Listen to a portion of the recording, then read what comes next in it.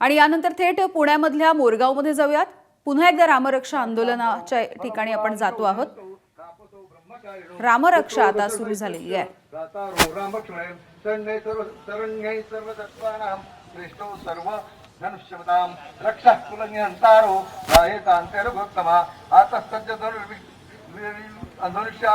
विश्वा वक्षयानि जंगिनी रक्षणाय मम नाम लक्ष्मणाय वकृता पदी तदैव गच्छताम् लनदस्कवची खड्गी चापबाणधरुज्वा गच्छन् मनोरथो अस्माकं रामः पातु सलक्ष्मं रामो दाशरथी सुरो लक्ष्मणानुजंबरी काकुत्स्थपुरुषः पूर्णः कौशल्यो रघुत्तमा वेदान्तो वेदवेद्यश पुराण पुरुषोत्तमा जानकी वल्लभः श्रीमान् प्रमेय परमात्मा इत्येतानि जमे नित्यं मद्भक्ता सद्यानुदा अश्वमेधादिकं पुण्यं सम्प्राप्नोति संशया रामं दुर्भाषाणं पद्माक्षं पीतवासुदं सुन्वन्ति न मधिर्जिर्वे।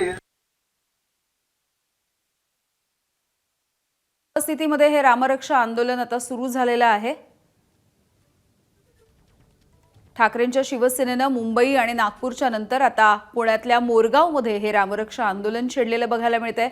जिथे जिथे भाजपच्या शाखा आहेत, संघाच्या शाखा आहेत, या सगळ्या ठिकाणी जाऊन अशा पद्धतीची रामरक्षा म्हणावी असं आवाहन संजय राऊतांनी केलंय। रघुनंदन राम राम श्री राम राम भरताग्रज राम राम श्री राम राम रणकर्कश राम राम श्री राम राम शरणं भव राम राम श्री रामचंद्र चरणो मनसा स्मरामि श्री रामचंद्र चरणो वचसा गृणामि श्री रामचंद्र चरणो शिरसा नमामि श्री रामचंद्र चरणो शरणं प्रपद्ये माता रामो मत्पिता रामचंद्र स्वामी रामो मत्सखा रामचंद्र सर्वस्मै रामचंद्रो दयार्नान्ये नैन जाने न गाने दक्षिणे लक्ष्मणो यस्य वामे तु जनकात्मजा पूर्वतो मारुति यस्य तं वन्दे रघुनन्दनं लोकाभिमानं रणनीरङ्गं राजीवरहितं रघुनाथनाथं कारुण्यरूपं करुणाकरन्तं श्रीरामचन्द्रं शरणं प्रपद्ये मनोजयं मारुतितुल्यवेगं जितेन्द्रियं बुद्धिमता वरिष्ठं वातात्मज वानरयूतमुख्यं श्रीरामदूतं शरणं प्रपद्ये पूजन्तं राम रामेति मधुरं मधुराक्षरम् आरुह्य कविता शाखां वन्दे वाल्मीकि कोकिलम्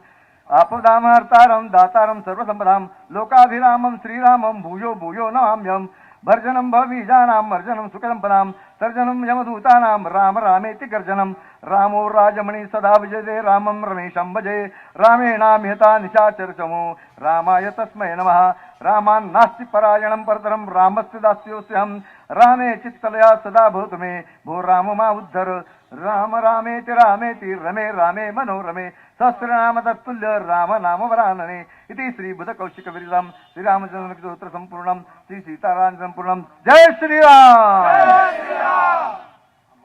जय भवानी, जय भवानी, जय शिवाजी। हे पहा, थोडं निसर्गाने सुद्धा आपल्याला चांगली साथ दिलेली।